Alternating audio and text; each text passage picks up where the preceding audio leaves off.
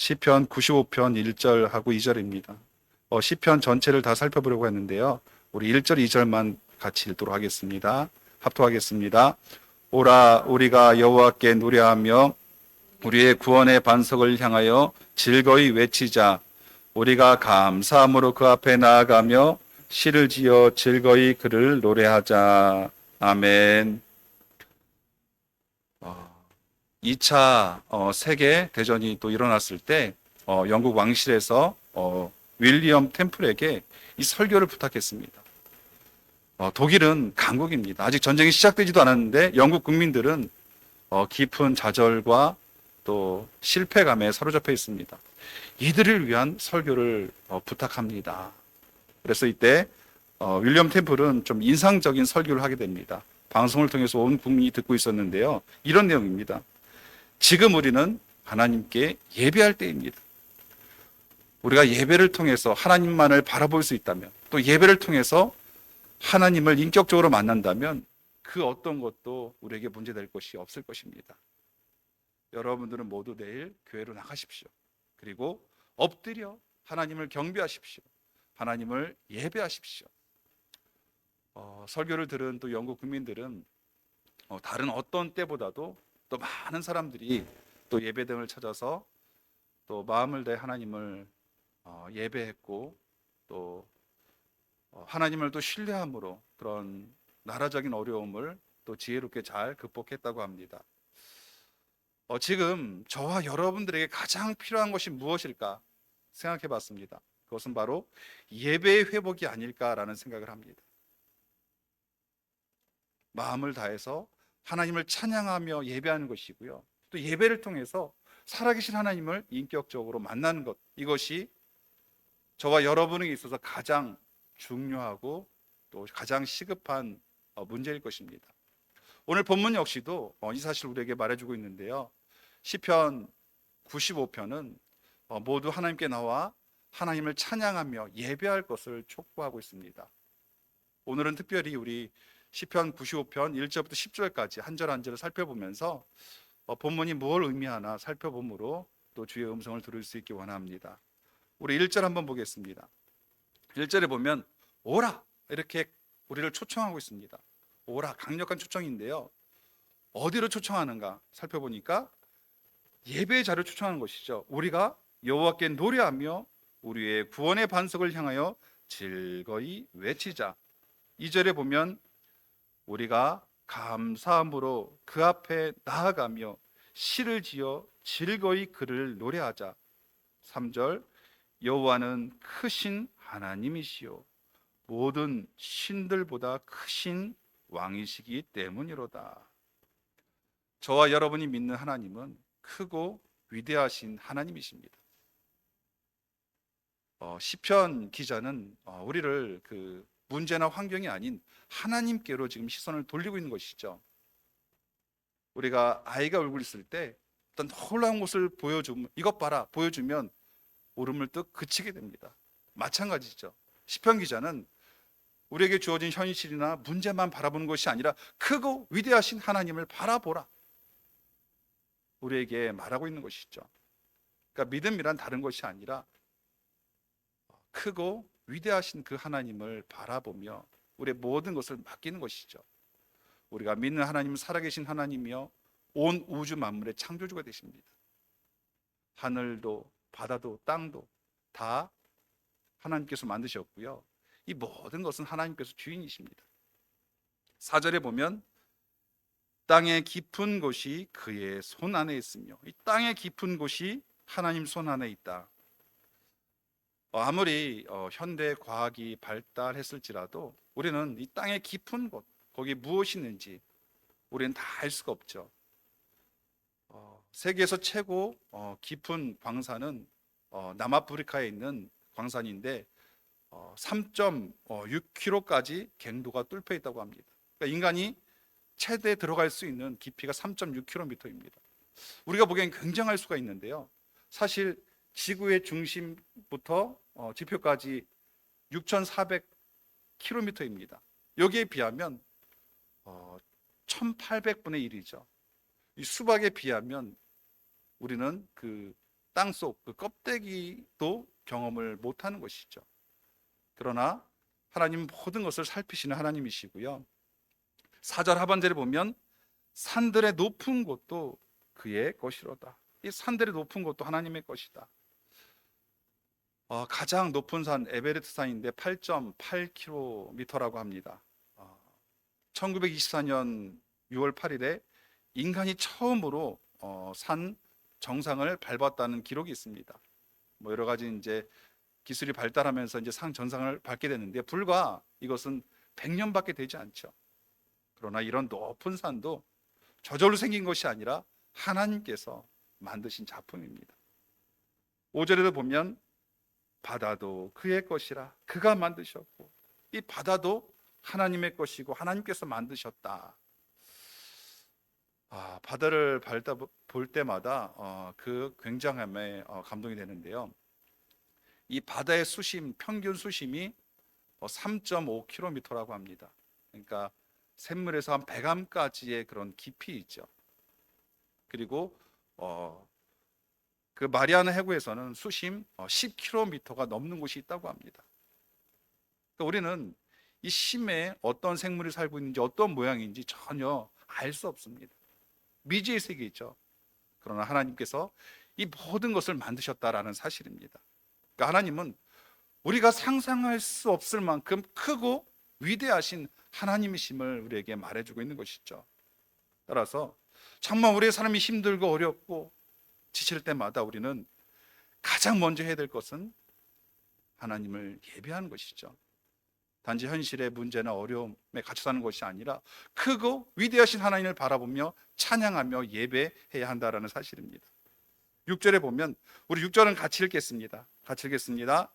오라 우리가 굽혀 경배하며 우리를 지으신 여호와 앞에 무릎을 꿇자.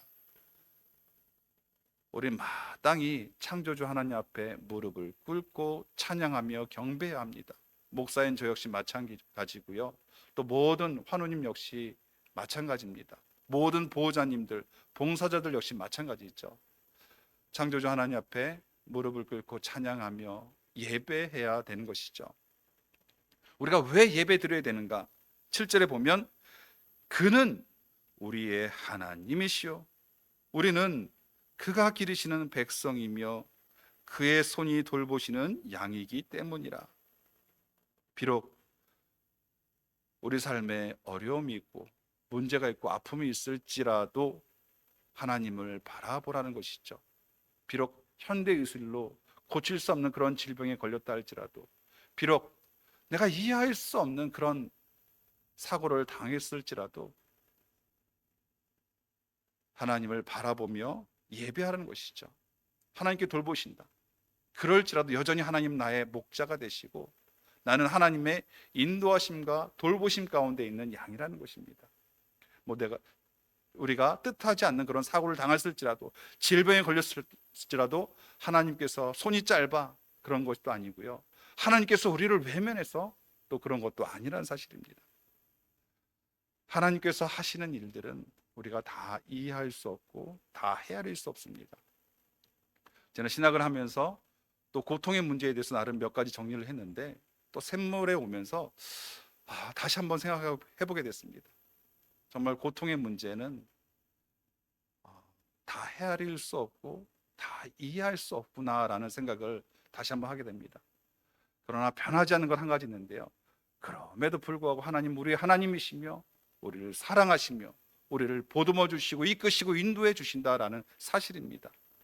우리의 환경과 상황과 변함없이 하나님 여전히 우리의 피난처가 되시며 구원자가 되시며 생명이 되신다라는 그런 사실이 있죠.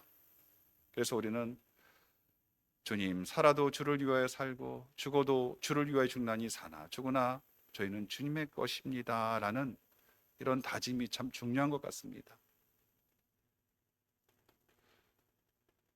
8절에 보면 너희는 무리바에서와 같이 또 광야에 마사에서 지내던 날과 같이 너희 마음을 완악하게 하지 말지어다.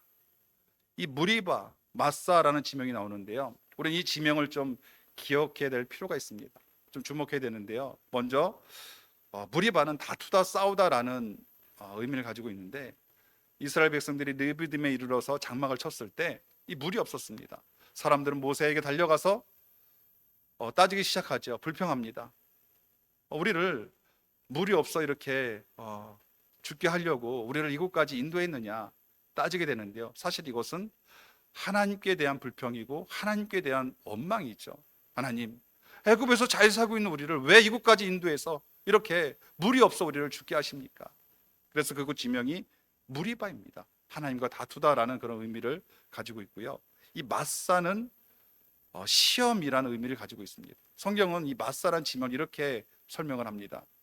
그들이 여호와를 시험하여 이르기를 여호와께서 우리 중에 계신가 안 계신가 하였습니다. 어떤 일을 통해서 하나님이 우리 가운데 계신가 안 계신가 시험한 곳, 이것이 바로 마사인데요, 이처럼 무리바 마사는 하나님과 다투다, 시험하다라는 그런 의미를 가지고 있는데, 사실 이것은 이스라엘 백성들만의 문제가 아닐 것입니다. 하나님의 큰 은혜와 사랑을 받고 있는 또 저와 여러분의 문제이기도 할 텐데요, 인간은 우리가 알다시피 3분의 2가 수분으로 되어 있습니다. 이 중에서 1%가 부족하게 되면 우리는 갈증을 느끼게 되고요, 10%에서 한 12% 수분이 없어지게 되면 실신을 쓰러지게 된다고 합니다. 이스라엘 백성들이 느낀 어떤 갈증은 단순한 갈증이 아니라 어떤 생명의 위협을 느끼는 갈증이었을 것이고요, 또 어린 아이들은 울며 또 이렇게 아우성이었을 것입니다. 이때 이스라엘 백성들이 생각하기에는, 아니 하나님께서 우리 가운데 함께 하신다고 했는데 우리가 이런 고통과 어려움을 당하는 것을 보니까 하나님께서 우리와 함께 하시지 않는 것이 틀림이 없구나, 하나님께서 우리를 외면하셨구나, 하나님께서 우리와 함께 하시지 약속하셨는데 하나님 약속을 저버리시는 분이구나 라는 생각을 하게 됐죠. 그런데 여러분, 이스라엘 민족이 어떤 민족인가요? 그들은 이미 하나님의 그 놀라운 손길을, 이미 그 은혜와 사랑을 경험했습니다. 그 애굽에서 10가지 재앙을 통해서, 그 유월절 사건, 또 홍해의 갈라짐의 그 구원의 역사, 그리고 만나와 메추라기를 통한 그 하나님의 공급하시는 그 손길, 또 여전히 불기둥과 구름기둥을 통해서 함께 하시는 그 하나님을 경험했음에도 불구하고 그들은 단지 물이 없는 것을 통해서 하나님께서 우리와 함께 하신 것이 맞는가, 하나님께서 우리를 외면하는 것이 아닌가 라는 불평과 원망의 말을 하는 것이죠. 9절에 보면 이렇게 말씀하고 있습니다. 그때 너희 조상들이 내가 행한 일을 보고서도 나를 시험하고 조사했도다. 내가 행한 일을 보고서도 나를 시험하고 조사했도다. 하나님의 놀라운 기적과 이적과 그런 붙드심을 경험했음에도 불구하고 그들에게 먹고 사는 문제, 여기에 어떤 일들이, 사건이 생길 때마다 하나님을 불신하고 의심한 것이죠. 만약 하나님께서 함께 하셨다면 과연 이런 일들이 우리에게 일어났을까? 우리가 이렇게 어려움을 당하고 있을까? 근데 이것은 성경에 의하면 단순한 불신이 아니라 하나님에 대한 모욕이고 이 멸시라고 합니다. 10절에서 하나님께서는 그 당신의 마음을 보여주시는데요, 10절에 보면 내가 40년 동안 그 세대로 말미암아 근심하여 이르기를 그들은 마음이 미혹된 백성이라 내 길을 알지 못한다 하였도다. 그러니까 내가 40년 동안 그 세대로 말미암아 근심하여 이르기를, 이 근심이라는 단어는 구약 성경에 7번 사용되었습니다. 7번 사용됐는데요, 가슴을 치며 몹시 슬퍼하는 그 모습을 묘사하는 그런 단어입니다. 하나님께서 계속해서 은혜와 사랑을 끊임없이 베풀어 주시지만 이것을 불신하고 의심하고 어려움이 생길 때마다 원망하는 그 백성들의 모습을 보면서 하나님 단지 근심한 것이 아니라 어떤 마음이 끊어질 것 같은 슬픔과 배신을 느꼈다라는 그런 단어입니다. 이런 슬픔은 40년 내내 계속해서 반복되고 있는 것이죠. 저와 여러분 역시 신앙생활하다 보면 이런 동일한 과정을 겪을 수가 있습니다. 이스라엘 백성들이 만나와 또 마사와 무리바에서 하나님을 불평하고 원망했던 것처럼 저와 여러분들 역시도 하나님을 불평하며 원망하며 또 불신의 자리에 있을 수가 있죠. 하나님 말씀에 순종하며 사는데 왜 이렇게 사는 게 힘들까? 나에게 왜 이런 고통이 찾아왔을까? 나에게 왜 이런 질병이 걸렸을까? 하나님 나를 정말 사랑하시는 것이 맞는가? 하나님께 돌보신 가운데 있는가? 그런데 여러분, 우리는 오늘 본문 말씀을 통해서 하나님의 음성을 듣기 원합니다. 그것은 지금까지 이끄시고 인도하신 그 하나님, 그 은혜와 사랑을 바라보면서 하나님을 향한 신뢰와 사랑을 잊지 말라라는 것입니다. 오늘 드리고 싶은 말씀은 우리는 조건부 믿음을 좀 버려야 한다는 것이죠. 나에게 어떤 문제도 없고 어려움이 없을 때는 하나님을 찬양하며 또 이렇게 기도하며 예배하지만 우리 삶에 문제가 생기고 어려움이 생기면 더 이상 하나님을 찬양하지 아니하며 하면 하나님을 외면할 때가 있습니다. 이런 조건부는 믿음이 아니라 이 불신일 것입니다.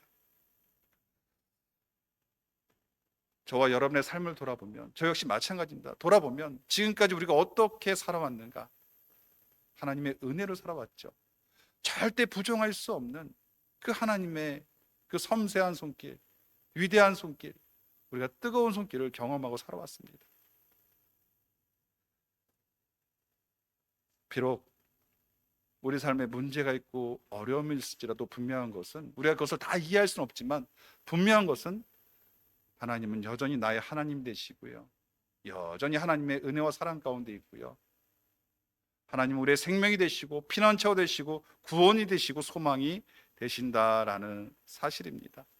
또한 하나님은 온 우주 만물의 주인이 되시고요, 창조주 하나님이 되십니다. 우리 박대조 또 우리 권사님 계신데요, 병실에 가면 가끔 또 이런 말씀하십니다. 샘물이 푸른 초장이고 또 쉴만한 물가입니다. 날마다 하나님의 은혜에 감사합니다. 이런 고백을 들을 때마다 제가 도전과 또 위로를 받습니다. 또 어떤 분은 힘들다고 이렇게 하시는 분도 있지만 이렇게 하나님 은혜에 감사하며 찬양하며 또 예배드리는 또 그런 모습들을 우리가 알 수가 있는데요, 말씀을 정리하겠습니다. 광야 이스라엘 백성들, 그들은 하나님의 영광이 어떤지, 하나님의 구원이 어떤지, 하나님의 돌보심이 어떤지 이미 충분히 경험을 하고 또 경험을 했지만 단지 현실의 문제나 어려움이 생길 때마다 하나님을 외면하며 불신하며 불평하는 그런 모습을 보게 됩니다. 그들이 원한 것은 단지 잘 먹고 잘 사는 것이죠. 이것이 안 되면 더 이상 그들의 하나님이 아니었고요, 또 그들의 목자가 아니었고요, 더 이상 하나님 예배의 대상이 아니었죠.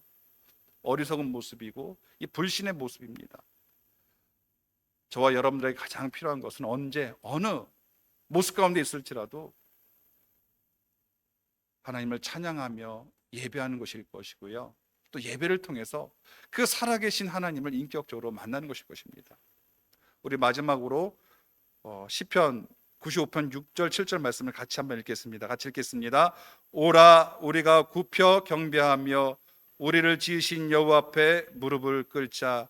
그는 우리의 하나님이시요 우리는 그가 기르시는 백성이며 그의 손이 돌보시는 양이기 때문이라. 아멘. 우리가 하나님을 찬양하며 예배해야 될 이유는 너무나 분명합니다. 온 우주 만물의 주인이신 하나님, 또 우리를 돌보시는 목자가 되시고요, 우리는 하나님의 양입니다. 비록 우리 삶 가운데 힘듦이 있을지라도, 질병이 있을지라도, 이해 안 되는 아픔이 있을지라도 여전히 하나님 우리 하나님이시며 우리의 호흡이 다하는 그날까지, 생명이 다하는 그날까지 하나님을 찬양하며 예배하는 저와 여러분 되길 주의 이름으로 축복합니다. 우리 이 시간 두 가지 정도 기도했으면 좋겠는데요, 첫째는 우리 눈에